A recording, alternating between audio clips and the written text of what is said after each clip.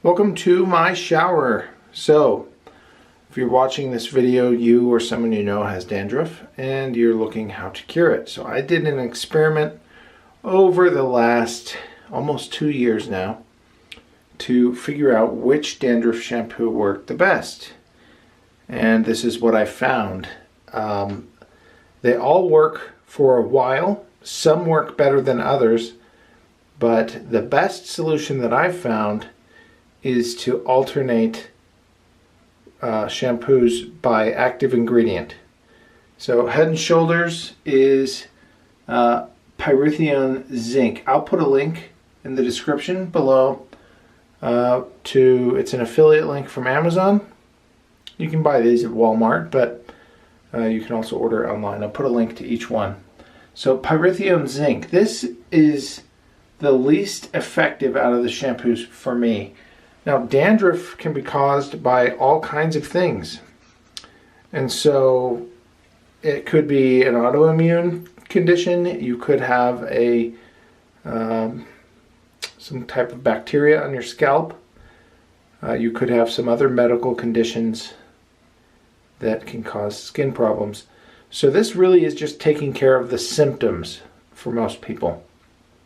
Mine is autoimmune. And so until I figure out how to cure this autoimmune condition, but my dandruff can get really bad, and so I have to stay on top of it. So what I ended up doing was I would, throughout a week, I would use one shampoo a day, and then I have some other shampoos that are not dandruff shampoo just to give my scalp a rest, because these chemicals can absorb into your body. So anyway, zinc pyrethrum is the least effective. This one has coal tar as the active ingredient. It smells like a Harbor Freight store if you've ever been in one of those. It's a very strong smell. They mix mint with this, like some kind of menthol feel to kind of give it a sensation that it's working. And this is pretty effective, but again, it doesn't last. And this is a Walmart brand of this. There's name brands, but I'll put a link, like I said. So coal tar, zinc pyrethrum. This one here is selenium sulfide, and because it has selenium sulfide in it, which is what Selsun Blue uses, the selenium sulfide is a sulfide. It smells like sulfur a little bit.